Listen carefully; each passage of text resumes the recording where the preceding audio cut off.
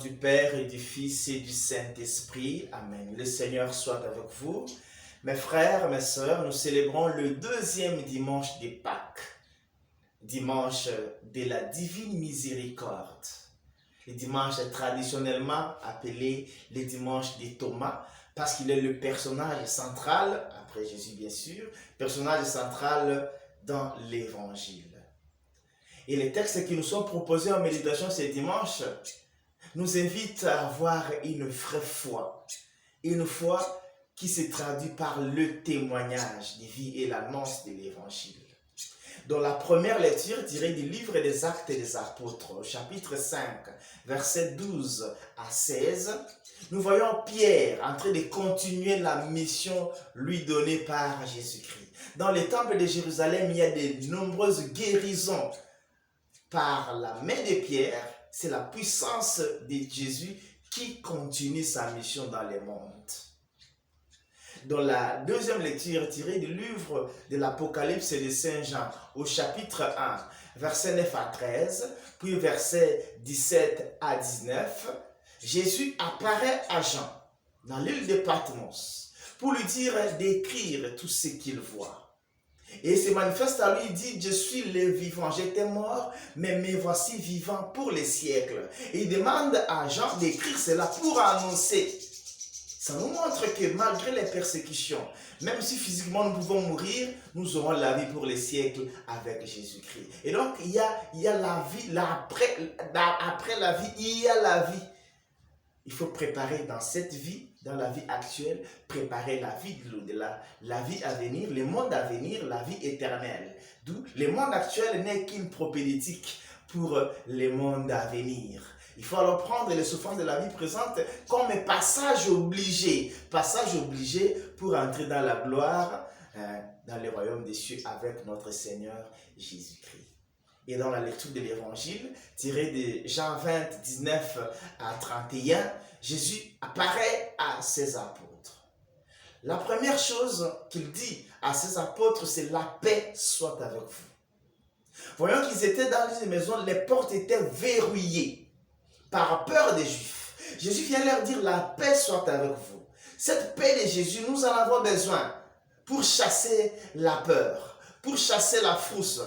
Et cette paix, c'est une paix du déverrouillage. La paix qui vient déverrouiller nos cœurs qui ont peur de témoigner de Jésus-Christ. Peut-être que tu peux avoir les dons, les talents, les charismes d'annoncer Jésus-Christ, mais tu verrouilles cela par peur des hommes. Le Seigneur te dit, la paix soit avec toi. Et il te donne l'Esprit Saint pour que tu aies la force d'aller l'annoncer.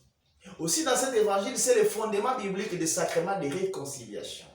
Aux hommes, Jésus donne le pouvoir de pardonner les péchés des autres. Ça nous arrive souvent de refuser ces sacrements de réconciliation et nous disons, je ne peux pas aller confesser mes péchés auprès d'un mortel. Mais ici, Jésus donne le pouvoir aux mortels.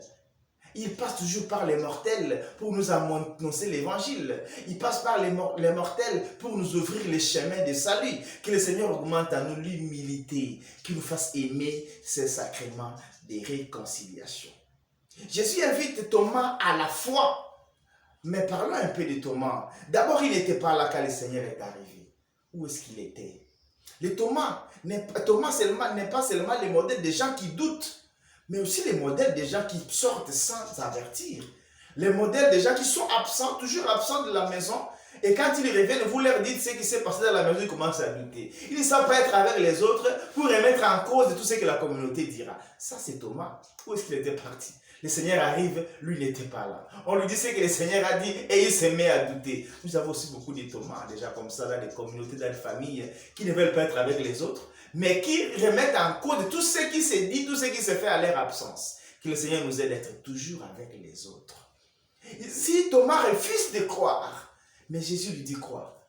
Heureux ceux qui croient sans avoir vu.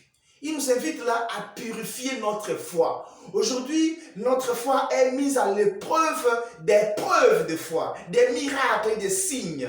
Si nous voyons des miracles, si nous voyons des signes, alors nous pouvons croire. Ici, Jésus dit non, il faut seulement d'abord croire. Croire sans avoir vu. Que le Seigneur augmente en nous cette foi. qui ne réclament pas des signes. Parce qu'une fois qu'ils réclament des signes, c'est de l'incrédulité. Ou c'est ce qui est vraiment à la une de nos jours, la recherche des miracles, la recherche des signes. Que le Seigneur purifie notre foi pour que nous sachons croire sans avoir vu.